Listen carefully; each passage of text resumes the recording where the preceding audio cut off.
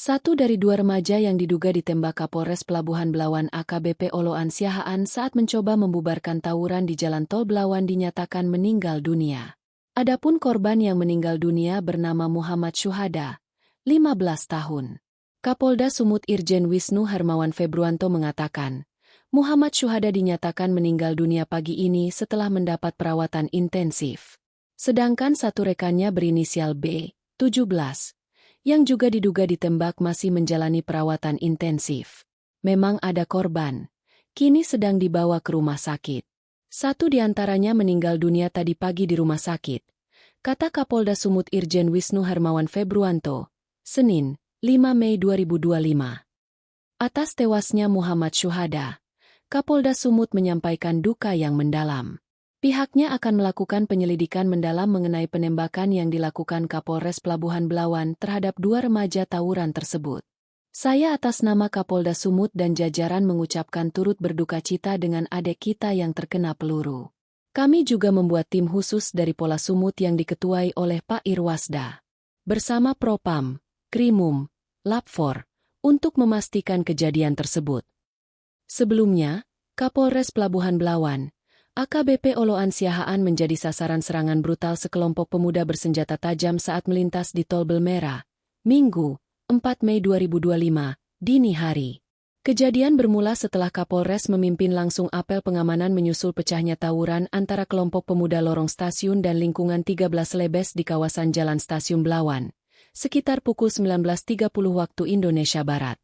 Usai apel dan patroli, Kapolres bergerak pulang sekitar pukul 1.35 waktu Indonesia Barat. Namun sekitar pukul 25 WIB, saat melintasi Tol Belmera, mobil dinas Kapolres diadang oleh sekitar 10 pemuda yang secara ilegal berada di jalur tol sambil mengacungkan senjata tajam jenis celurit dan klewang.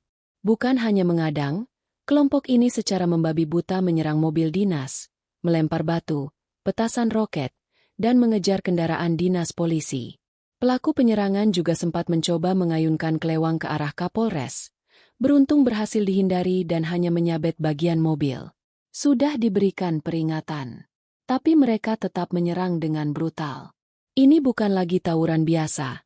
Ini sudah masuk kategori penyerangan terhadap simbol negara, tegas Kapolres. Namun karena serangan tidak mereda, Kapolres melepaskan tembakan ke arah pelaku sebagai bentuk pembelaan diri dan upaya menyelamatkan jiwa personel. Belawan ini kan awalnya terjadi bentrokan antara kampung. Berkembang dari mulai jam 11 malam, kemudian ada residunya hingga ke dekat dengan tol. Ketika Kapolres lewat tol, itu terjadi pelemparan terhadap beberapa kendaraan yang lewat situ. CCTV kita ambil, kemudian terjadi pelemparan terhadap kendaraan lewat situ. Kapolres turun di situ, kemudian menghalaulah anak-anak yang mencoba mengganggu kendaraan yang ada di sekitar situ. Tetapi mereka melawan sehingga Kapolres melakukan diskresi menembak para masyarakat atau kerumunan masyarakat yang mencoba mengganggu lalu lintas di sekitar tol. Memang ada korban dan kita sudah lakukan kegiatan di rumah sakit. Namun kami turut duka cita, satu di antara korban tersebut meninggal dunia tadi pagi di rumah sakit. Saya atas nama Kapolda Sumatera Utara beserta jajaran mengucapkan turut duka cita atas meninggalnya adik kita akibat terkena peluru tugas.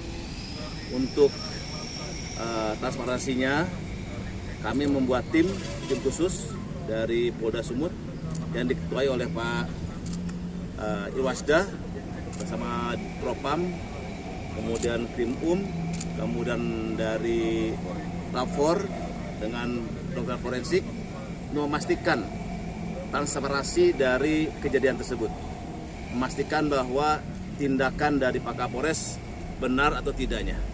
Untuk itu kami memohon melaporkan dulu kepada Mabes Polri untuk bisa memeriksa Kapolres secara transparan dan meminta restu dulu dari Pak dari Mabes Polri untuk bisa nonaktifkan dulu Pak Kapolresnya, untuk diperiksa dulu ya, karena ini kita kan harus transparan ya, jangan mengganggu pelayanan Kapolres di sana.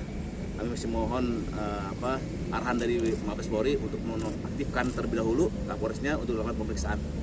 Ini demi transparansi ya. Kita nggak main-main terhadap penegakan hukum. Kalau memang beliau salah kita tindak, kalau memang beliau betul ya kita sampaikan kepada media. Tetapi yang penting adalah bahwa Polri tetap menjaga keamanan masyarakat semuanya. Keamanan jalur lalu lintas di wilayah tol itu harus aman. Itulah yang disampaikan oleh Kapolres kepada kami pada saat awal, tetapi bagaimanapun juga ada korban. Ini harus kita sampaikan kepada masyarakat.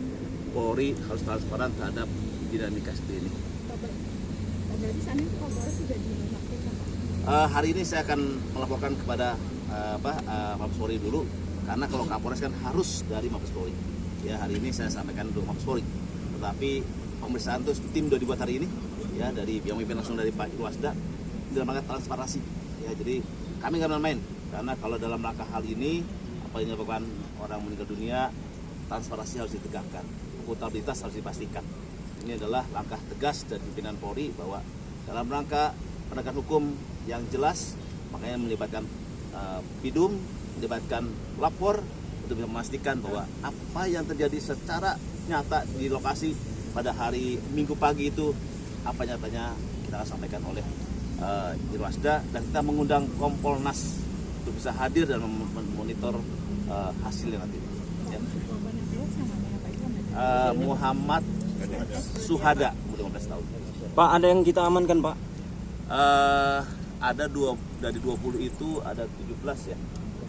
17 orang yang kita amankan, dan ada dari hasil cek urin semuanya narkoba ya, narkoba. Jadi hasil urinnya adalah narkoba jenis